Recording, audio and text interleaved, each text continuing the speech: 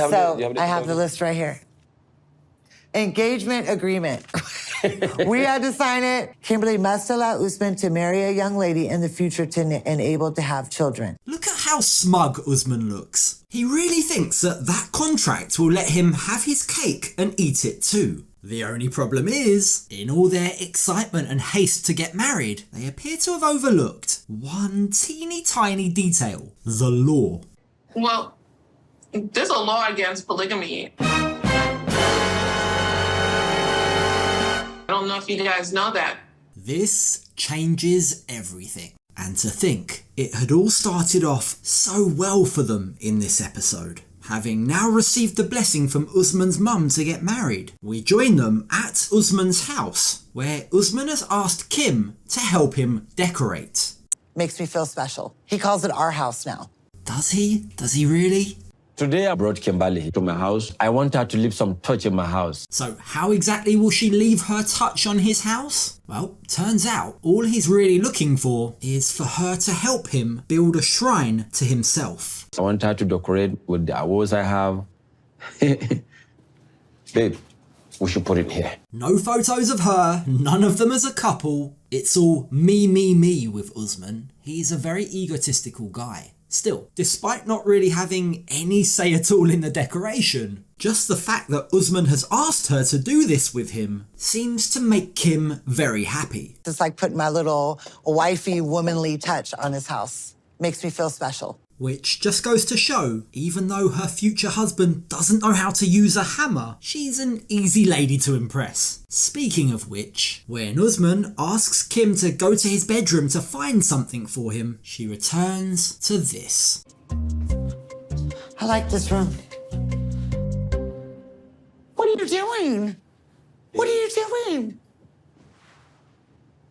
And yes, I know what you're thinking. She's already proposed to him. They're already engaged. So really, just like the decoration, this is more a symbolic gesture than anything else. But that doesn't stop it from being incredibly meaningful for Kim. Will you marry me, babe? Yes!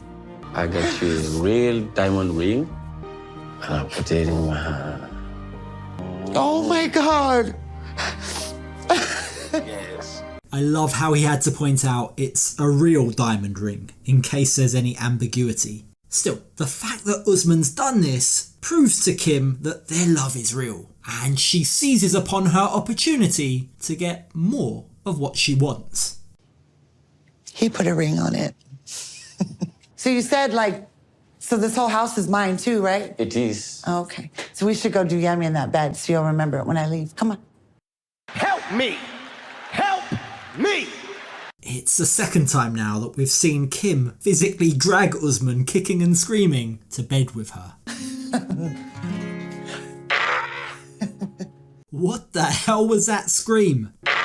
No one can say he hasn't worked hard for that green card. Kim has certainly made him earn it. Anyway, when we join them the next day, we're told that they've flown back from the conservative state of Sokoto back to the more liberal city of Abuja. But if Kim was hoping for some public affection, she better not hold her breath. Oh my God, I can kiss you here now, huh? Not really. You always got an excuse for everything. The poor guy is probably still scarred from yesterday. Still, their time together is running out. Kim will be returning back to the States tomorrow. And now that they're engaged, they explain that their plan is... I'll go back to the United States and file the K-1 paperwork where he can come over there and we'll get married in the United States. Now, in case anyone thinks that Usman is just trying to get a green card, oh no. He barely even wants to come to the States. You know, maybe he'll just drop by every now and again. Definitely not using Kim for a green card. No. It's not actually that I am trying to live in the state.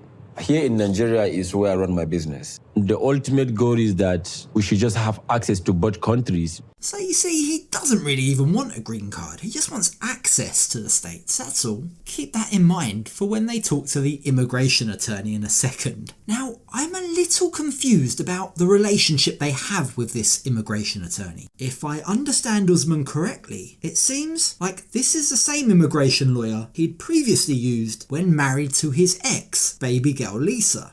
I already had an immigration lawyer before, and she's going to work with us to see how we can push our K1 visa. Now, here's where I'm confused. If Usman has dealt with this immigration lawyer before, or any immigration lawyer for that matter, then why does this news come as such a huge shock to him? What are the next steps for the fiance visa? You guys know it can take maybe between 6 to 8 months. Get it started. He wasn't expecting that, was he? And then he asks, well, when I'm in the States, my family want me to come back every 3 months. Will that be possible?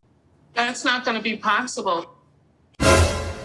This is all catching him completely off guard, which I don't understand. How does he not know this already? And when his lawyer reminds him, Usman, you're asking me about coming back to Nigeria 4 times a year, but as far as immigration services are concerned, you wanting to spend so much time apart from Kim might be considered a bit suspicious. Watch Usman's reaction when he hears that. You're in so much love with your wife that you can't think of yourself being a day apart from her.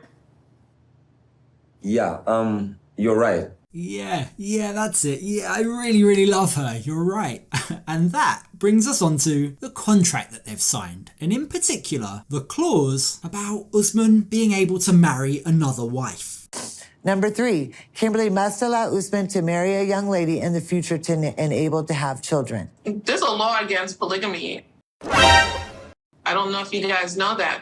When they ask the attorney, well, hold on, that's US law. If Usman has a second wife in Nigeria, would that be okay? The attorney replies by saying, no, it wouldn't be okay. What the hell are you guys thinking?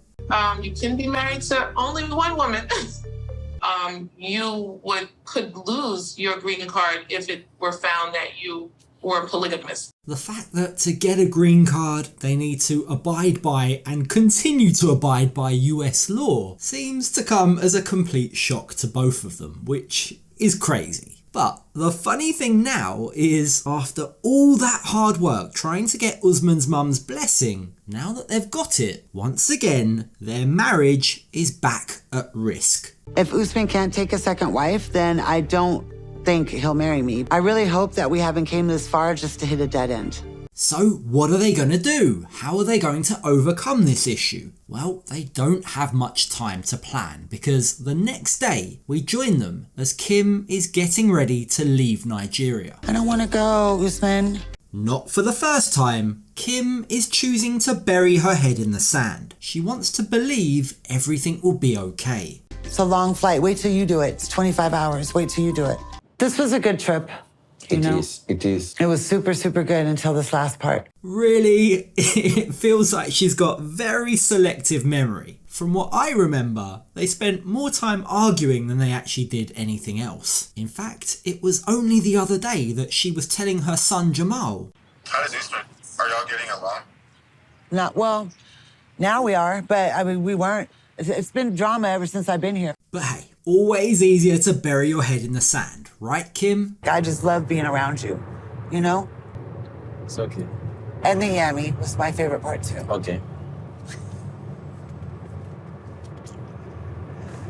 She was definitely waiting for him to say that back, wasn't she? So, what are they going to do about the whole K1 visa issue? Well, Usman wants her to believe they'll figure something out. What exactly will that solution be? Well, for the first time, Usman admits he's just going to have to follow the law, regardless of his mum's wishes, which he always wanted us to believe were so important to him. All of a sudden, the visa seems more important. If I am going to get the second wife, the K1 visa may not likely be given to me. But what can we do? It's a policy being led by the government. You can't change it, you just have to follow it. What can I do? It's not my fault. I really wanted to listen to my mum. I really wished that I could follow all the clauses of the contract, but I can't. So I just have to do what I have to do in order to get that visa. Now, look, in case there's anyone out there who thinks, well, maybe he just really loves Kim. Maybe he now wants to put Kim ahead of his mum. Well, may I present to you this bit of footage. It is a sad moment, you know, like we've been together, you know. It's good to go back, but like, we don't want to leave, you know. We don't want to leave each other. Is there any conviction in those words at all? It's so fake. He's happy that she's going back. And as for his fake crying, well, the less I say about that, the better.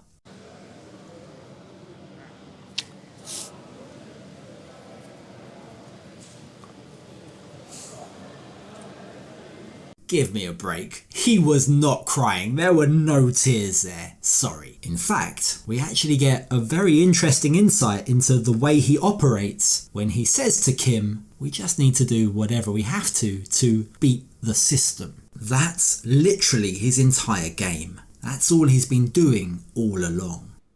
We just have to work together and beat the system, you know?